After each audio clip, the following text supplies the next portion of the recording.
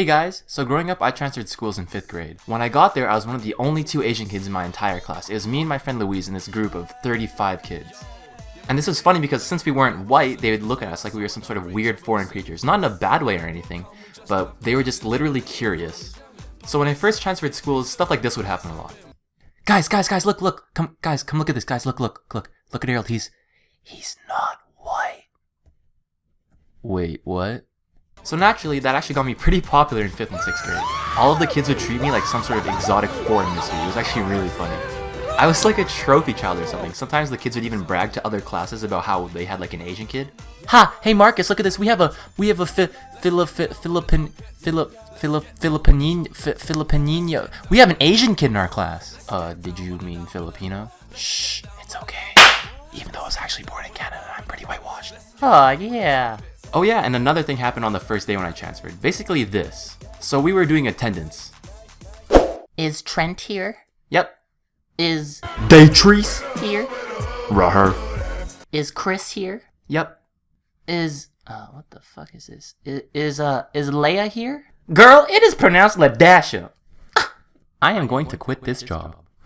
So then right after attendance, all these kids come up to me. So Chris is your name, huh? So like, do you have like an Asian name or something? Well, everyone calls me Chris, but at home they call me Harold. Alright, but back to the main storyline. Lunch.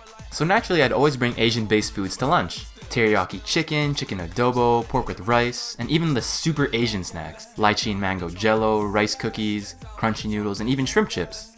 Oh, and by the way, before this I actually went to a private school where the main population was made up of a bunch of different Asians. Vietnamese, Indonesian, Chinese, kids from India, lots of Lebanese kids, Persian kids, and even some Japanese and Korean kids.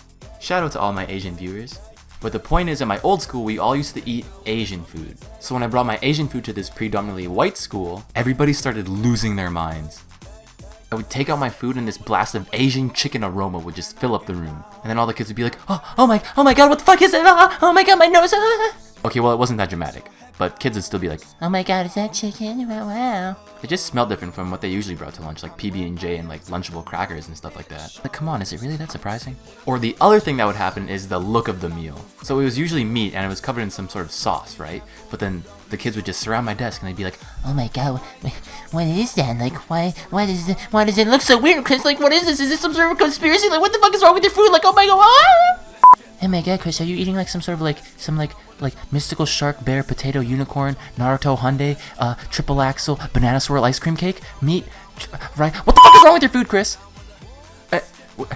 Have you not seen chicken? What the fuck? You know, when I first transferred to the school and I disrupted the peace with all of my Asian food, this is probably what they were thinking.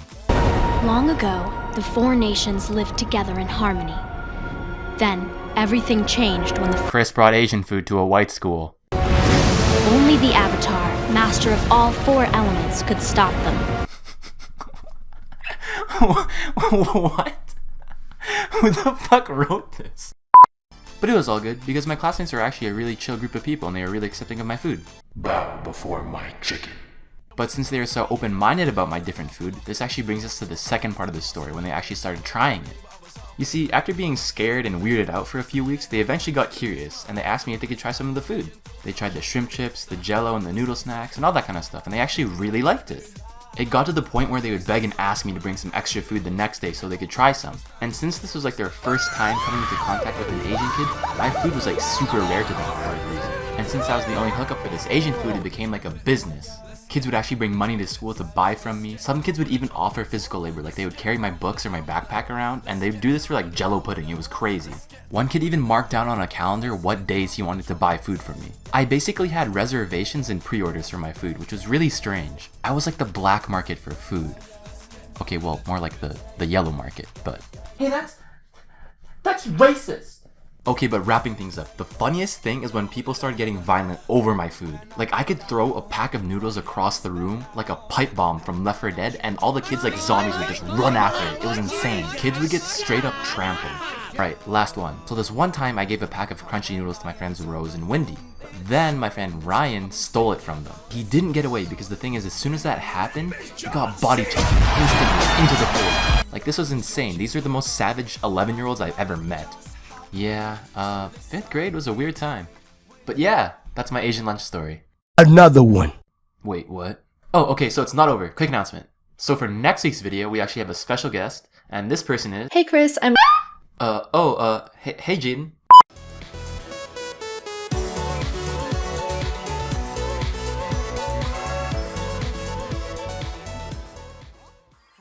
Hey guys, welcome back. So a quick afterword. So yeah, that is my Asian lunch story. So as you can see, weird things happen when you're the only kid who brings, you know, like, weird food. I did air quotations right there. I wasn't joking when I said that kid got John Cena into the floor. Anyway, so weekly uploads are still a thing, so expect a video by next weekend. And like I said before, we have a guest, Jaden from Jaden Animations. Can I get those, like, DJ air horn things? Oh my god. But yeah, she makes a guest appearance in next week's video.